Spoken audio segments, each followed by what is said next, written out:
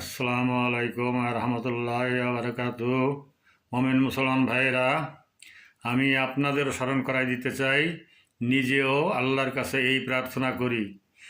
আত্মসমর্পণ তো সেদিনই করেছি যেদিন প্রথম বলেছি লা ইলাহা ইল্লাল্লাহ।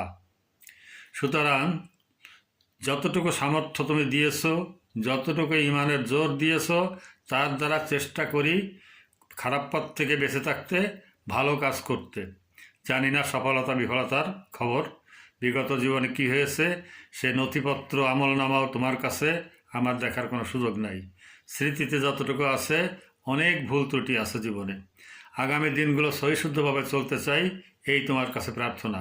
সর্বোপরি এটাও স্বীকার করি মুহাম্মাদুর রাসূলুল্লাহ সাল্লাল্লাহু আলাইহি ওয়াসাল্লাম এবং তোমার সকল কিতাব ও নবী রাসূলদের প্রতি একটা বিশ্বাস আছে।